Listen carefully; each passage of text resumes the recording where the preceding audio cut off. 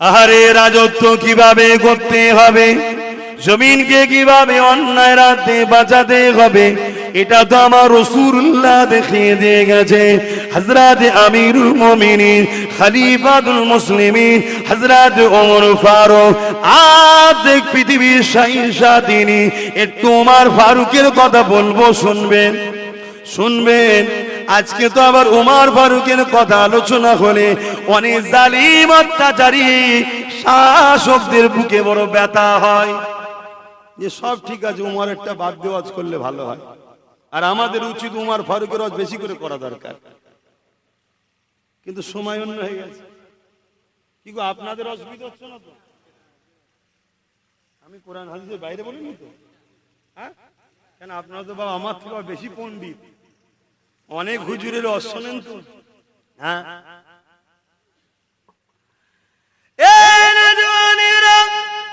আল্লাহ নবী সাহাবী হযরত ওমর ফারুক রাদিয়াল্লাহু তাআলা হুজুর আমার খলিফাতুল মুসলিমিন হলেন, আর্ধেক জাহানের শাহিনশাহ হলেন, আর্ধেক পৃথিবীর সুলতান হয়ে গেলেন, আর্ধেক পৃথিবীর সন্তান করে তিনি পরিচালনা করতে লেগেছেন, সিংহাসনে বসেছেন। এই যুবকেরা বাইতুল মাল থেকে প্রতিটা গরিবকে কাপড় দেওয়া হয়েছে, যে কাপড়টা দেওয়া হয়েছে প্রতিটা মানুষকে উৎসবের জন্য কাপড় দেওয়া হয়েছে, যে কাপড়টা দেওয়া হয়েছে ওই কাপড়ের থানটাতে একজনের একটা গোটা কামা হবে না, অর্থাৎ ওই থানটা একটা থানে একজনের কাপড় হবে না, দুটো থানে একজনের হবে, কিন্তু সবাইকে একটা একটা করে থান দেওয়া হয়েছে। পরের দিন ঈদের খুতবাতে হযরত ওমর ফারুক যখন দাঁড়াতে যাবে, এমন করে একজন উঠে দাঁড়িয়ে পড়লে, সাধারণ একজন প্রজা নাগরিক দাঁড়িয়ে গেলে, দাঁড়িয়ে গিয়ে বলতে লেগেছে, আমাদের আমিরুল মুমিনিন, আমাদের সুলতান, অর্ধেক পৃথিবীর শাহিনশাহ, আপনি খুতবা পড়ে দেবেন, আজকে আমার প্রশ্নের উত্তরটা আগে দেন। কি উত্তর বাবা তোমার বলো? আপনি একটা করে থান কাপড় সবাইকে দিয়েছেন, ওই থান কাপড় যা দিয়েছেন একজনের গোটা জামা হবে না, দুটো থান মিলালে তবে গোটা হবে। আপনি তো একটা করে থান দিয়েছেন, কিন্তু আপনার গায়ে গোটা নতুন জামা কি করে হলো? তাহলে আপনি দুটো থান নিয়েছেন, সবার জন্য একটা, আপনি কেন দুটো নিলেন? কার হকটা আপনি মেরেছেন? এর কৈফিয়তটা আপনাকে দিতে হবে। বলুন তো দেখি, আমাদের সমাজে চারানার নেতাকে যদি জিজ্ঞেস করা হয়, আরে টালির বাড়ি পাকা হলো কি করে, গ্রামে টিকতে দেবে মনে হয়? অর্ধেক পৃথিবীর শাহিনশাহকে জিজ্ঞেস করছে, আগে বলুন দুটো জামা থান না হলে জামা হয় না, আপনি কি করে পুরো জামা করলেন বলেন? ভরা মজলিসে, আবার পার্সোনাল ডেকে বললে হতো আলাদা কথা, ভরা মজলিসে ইনসাফ কাকে বলে দেখো। হতে পারে আজ আমি এখানে বসে আছি, কাল ওখানে আল্লাহ বসাতে পারে, তুমি এখানে বসতে পারো, ভুলে গেলে হবে? কিন্তু মানুষ নেশা নেশা নেশা, আমার পিছনে বডিগার্ড আছে, হ্যান আছে, ত্যান আছে, দুনিয়াকে ধরাকে ধরা মনে করছে। কাল যখন কেউ নেবিয়ে দেবে না, বাজারে যখন ব্যাগ নিয়ে যাবি, কুকুর দেখেও ঘুরবে না, কেউ গুরুত্ব দেবে না। দিচ্ছে না, দেয় না? এই সমাজে ঘটছে না, ঘটেনি? ও আগে কত গেছে, আগে গাড়ি পিছনে গাড়ি, ক্যাই ক্যাই ক্যাই ক্যাই, সরে যাও সরে যাও সরে যাও, কি হতো না হতো নি? এখন সব তাদের কি খবর? হ্যাঁ, বাজারে গেলে কেউ ঘুরেও দেখেনি। হ্যাঁ,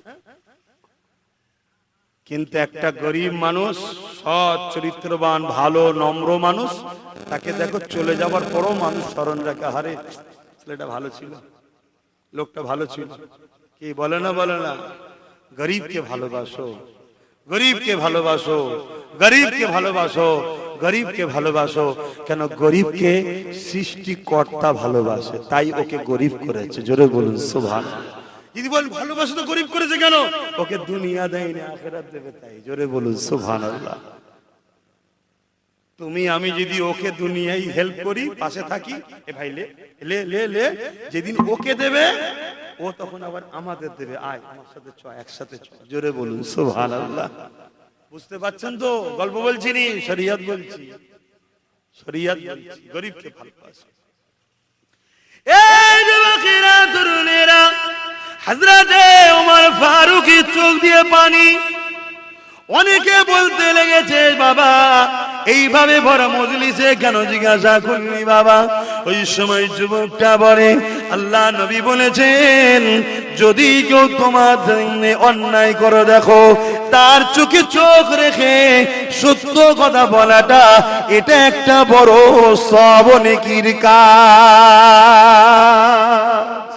আব্বাস এমনি বকে না, নেকি কুড়োচ্ছি আমি তাই বকছি। আমি জানি এতে আমার দুশ্মন বাড়ছে, কি হয়েছে পুরো পৃথিবী যদি আমার দুশ্মন হয়ে যায় আমার কোনো যায় আসে? কিচ্ছু যায় আসে না। আমার ওইটাই হবে যেটা আমার রুহের জগতে আমার কপালে আল্লাহ লিখে রেখেছিল সেটাই হবে। 1 ইঞ্চি বাড়বেও না কমবেও না। কথা কিছু মাথায় ঢুকছে? হ্যাঁ, এর নাম ঈমান, এর নাম বিশ্বাস, এর নাম আকীদা।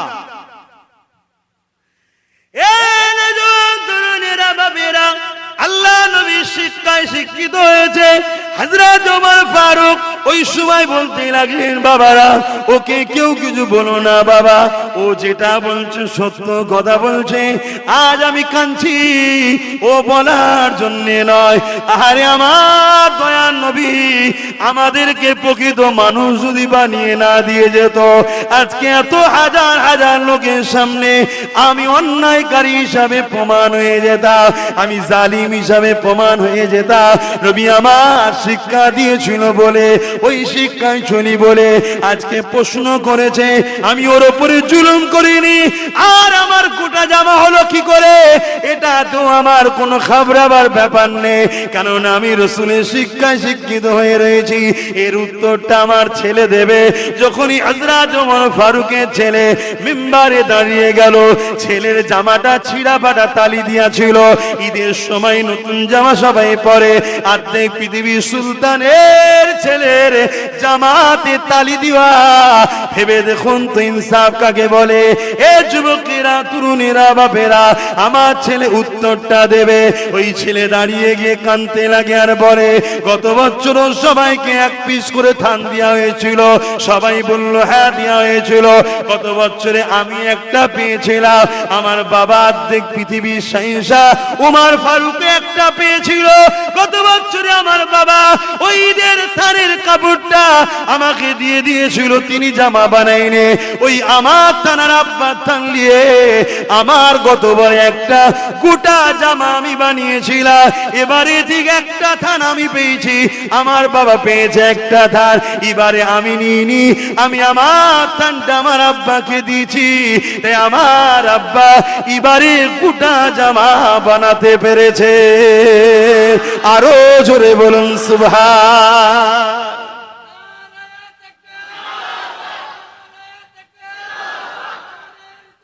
ইয়া রাসূলুল্লাহ।